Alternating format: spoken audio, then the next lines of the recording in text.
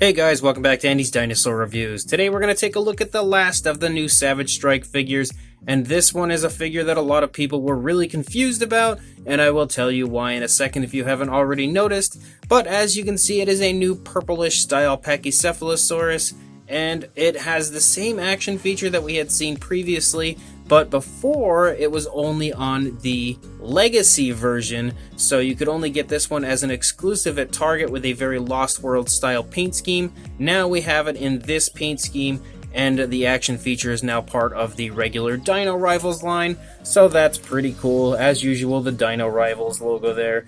Rex, Triceratops, and Owen with his creepy glare, and then an image on the back of the Pachycephalosaurus showing you its action feature, a sneak peek there of the card, and a shot of the other Dino Rivals Savage Strike figures that are currently out, or at least a few of them. So let's break it open and take a look at it. So here is a shot of the new card, and it's pretty nice. It's actually kind of similar in stance to the new blue card. If you take a look there, they're both kind of lunging at the screen in a similar position, both with their left legs up and everything. Odd, but kind of just a weird coincidence. But again, you can see the different stats of the Pachycephalosaurus, a very cool image there in this exact paint scheme. And then on the back, Dino Rivals, Jurassic World as always. And then here is the not so stable new Pachycephalosaurus. Okay, there we go. So straight away mine has a few balancing issues, but regardless, looking at the Pachycephalosaurus here right now, I do actually quite like the paint scheme. It's nothing new and amazing. It's new, but it's not really incredible or anything like that. It looks pretty nice, but I do definitely prefer the Lost World version that was the Target exclusive because of the obvious nostalgic feel from the Lost World. Again, though, it does look pretty nice at first glance, so let's get a closer look, and then we will take a look at the problem that everyone has had with this figure. So as far as the sculpt goes, the sculpt is nothing new. Everything is still the same as far as the sculpt as to what we've had previously, so we don't really need to review the sculpt again, as we've already looked at it previously. However, you can see that as far as new additions go, you've got the addition of this purple kind of splotchy paint running out from the eye. So the eye does actually look really nice, actually. Look at that, it's really beautifully painted.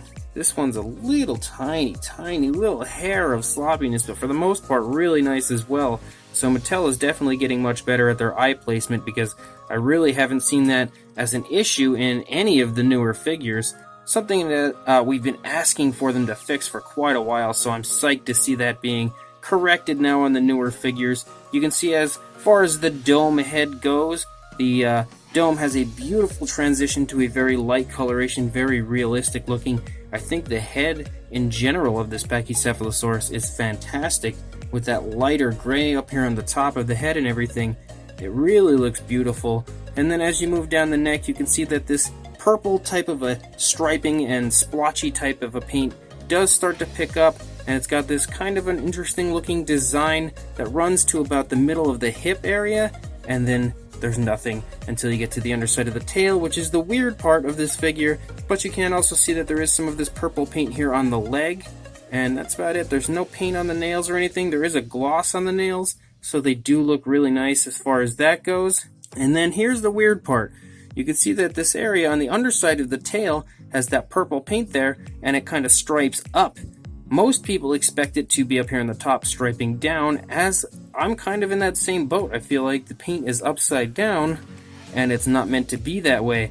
But someone recently asked Mattel if that was done on purpose, or if this was just a crazy oversight and a big mistake, and Mattel has stated that this is exactly how the paint was supposed to look. It is supposed to stripe from the underside up. Very, very strange decision on their part. I personally would have liked it a lot more if it was on the top. But regardless, I mean, it is what it is. You can see the underside has a nice light white type of a color, or light gray actually. So that has a nice little bit of color variation as well. And if you are interested, here is the Jurassic Facts app for you to add this to your collection. I can definitely say without question mine has some bad standing issues. I can get him to stand, but he's not very stable, and even though the legs are in the position they're supposed to be in, he doesn't want to stand. So we'll just hold him here for a second, take a look at the articulation. Of course, you have the articulation in the neck, which is the action feature. You have the arm articulation, so forward and back. out away from the body as always when they want to pretend they can fly. And then you've got the legs that go forward and back. A little bit of a rough movement there. Yeah, so they're a little stiff, but they do work quite well. And then the legs do come out from the body a tiny bit, but not much. And then you've of course got the articulation in the tail, because that activates the action feature, which is the head-butting action. So that works really well. There's no issues with that. Overall, I love the action feature of this. I loved it on the previous Legacy version, so it's nice to see that follow through on a figure that is released a little more widely, as it was a Target exclusive for the other one. This one is just part of the Dino Rivals line, giving people more of a chance to own this Pachycephalosaurus with that action feature. Again, that tail is so off-putting, and the way they've kind of applied the tail to connect looks a little off to me as well. It's just not very well put on. But regardless, as far as a size goes, from the head to the tail, you're looking at about 8 inches almost, or about 20 centimeters. And for a height, you are looking at about 4 inches or 10 centimeters. For a size comparison, there is the new Pachycephalosaurus standing next to our buddy the green Paparex, trying to give him a headbutt in the knee, and the Rex is totally no-selling it as if he just doesn't care. But you can get a pretty good idea of the size of these two next to each other. This Pachycephalosaurus is pretty decently sized. It is a fairly large figure, especially for a Savage Strike figure, as these are normally a little bit smaller. Oh, look at them balanced. That's a first. But to show you here is the new Blue, who is just uncomfortably close and invading the personal space of the Pachycephalosaurus. But you can see that the Pachycephalosaurus is a good bit larger than even the Blue Velociraptor figure is, so this should give you a pretty good idea that, again, these Pachy's are a good bit larger on a scale of Savage Strike figures than the normal. So as far as this figure goes, I really do like it, but I think it could have been better. If they would have taken the paint from the underside of the tail and put it up on the top, that without question would have been a much better decision. As far as the overall sculpt of it, of course it is great. It is really beautiful to see this sculpt reused a few times, because it overall is a fantastic looking sculpt. I would have preferred a little bit more of a retool at the same time, similar to what they did with the Velociraptor Blue, but at the same time, I will still take another Pachy, because I do really love Pachycephalosaurus, and anytime someone's making a figure of it, I'm pretty happy. The paint scheme isn't the most appealing paint scheme for sure out of all the figures in the line when it comes to the Pachycephalosaurus, but it's really not that bad. The only really downside is the underside of the tail being painted with those stripes as opposed to the upper side.